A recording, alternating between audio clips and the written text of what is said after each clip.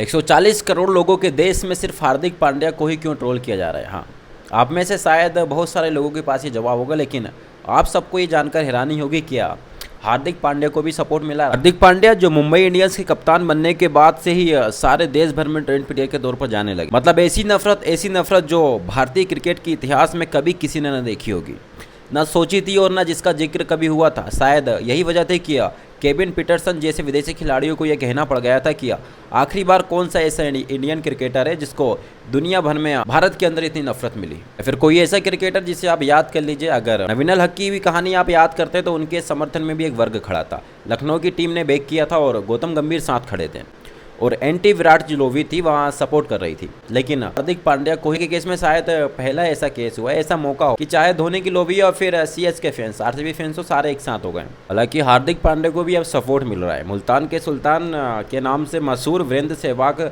उन्हें सपोर्ट कर रहे हैं। हार्दिक पांड्या को लेकर आप बू कर रहे हैं, आप जिस तरह से कर रहे हैं ये सही नहीं है।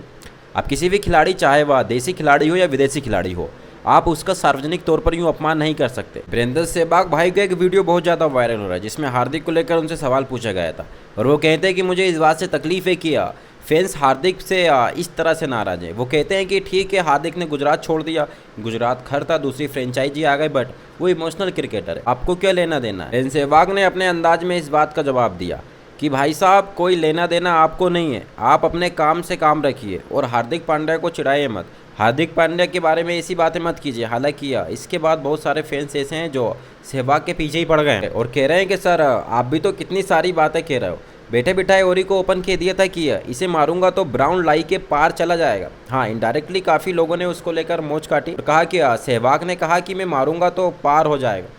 सोशल मीडिया पर ये काफ़ी ज़्यादा चल रहा है, लेकिन यहाँ कहानी अपने आप में दिलचस्प है। वीरेंद्र सहवाग ये भी कहते हैं कि अगर किसी प्लेयर को आपको बॉयकॉट करना है तो आप दूसरे अंदाज में कीजिए। आप किसी के ग्राउंड पर जाकर उसे बू कर रहे हैं, क्या ये सही है? हालांकि सहवाग खुद भी अपने अंदाज में पाकिस्तान के तमाम प्लेयर्स हो या फिर जिनको वो क्रिटिसाइज कर जाते हैं उन्हें वो अपने स्टाइल में बू करते हैं। जैसे सहवाग का एक और वीडियो सोशल मीडिया पर वायरल हो रहा है जहाँ पर रोहित शर्मा को पुराना वीडियो है जिसमें वो बड़ा पाव कहते नजर आ रहे हैं कि रोहित बाहर हुआ, रोहित बड़ा पाव बाहर हो गए तो क्या हुआ, समोसा आ जाएगा। समोसे से मतलब बताते हैं सौरभ तिवारी को। काफ़ी पुराना वीडियो है जब सौरभ तिवारी खेलते थे, झारखंड के प्लेयर जिन्होंने हाल फिलहाल में फर्स्ट क्लास से भी रिटायरमेंट का ऐलान कर दिया है। जूनियर धोनी के नाम से मशहूर थे, एक जमाने में आए थे, मुंबई को लेकर भी खेलते थे सौरभ तिवारी। अगर आपको याद हो, लंबे बालों वाले, बाद में काफ़ी हेल्दी हो गए थे।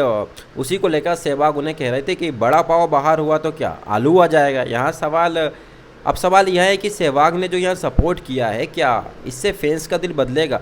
क्या हार्दिक पांड्या की ट्रोलिंग रुक जाएगी? क्योंकि एक वर्ग का यह मानना है कि अहमदाबाद में जो कुछ दिखा वो केवल झांकी था, असल कहानी तो बानखेड़ में बाकी है। बानखेड़ में मैच है मुंबई इंडियंस से, वहां पर जब खेलने उतरेगी तो क्या कोई सीन ऐसा आएगा जो अहमदाबाद से ज़्यादा हो जाएगा? You never know. लेकिन सोशल मीडिया को जब हम स्क्रॉल करते हैं तो हार्दिक पांड्या के हेड से हेड भरे वीडियो भरे पड़े हैं। हार्दिक पांड्या और मुंबई इंडियंस की कहानी चल रही है। तमाम लोग ऐसे दिखाई पड़ रहे हैं जो इस बात को लेकर खुश थे कि भैया पहले मैच में रोहित शर्मा चल गए, वो जश्न मना रहे थे, बुमराह ने विकेट निकाल लिए, वो जश्न मना रहे थे, और इसके बाद जश्न बना रहे थे कि मुंबई की हार हो गई। ऐसी नफरत या ऐसी मोहब्बत किसी खिलाड़ी से आखिरी बार आपने कब देखी थी कि एक टीम के 4 खिलाड़ी को चाहते हैं चले लेकिन टीम मैच हार जाए? यहाँ गजब का इत्तेफाक मुंबई इंडियंस के साथ हुआ है। मुंबई इंडियंस भी सोच रहे होंगे कि यार भाई गले की हड्डी हो गई, ना उगलते बन रही है ना निगलते। अगर उगल देंगे यानी कैप्टन बदल देंगे तो फिर होगा ये कि भाई पूरा मैनेजमेंट क्या हो गया, और अगर नहीं करते हैं तो फिर टीम का जो मोरल सपोर्ट है वो कहाँ चला जाएगा? लाखों की संख्या में फॉलोवर्स हैं वो कम हो गए। जब यहाँ खबर आई और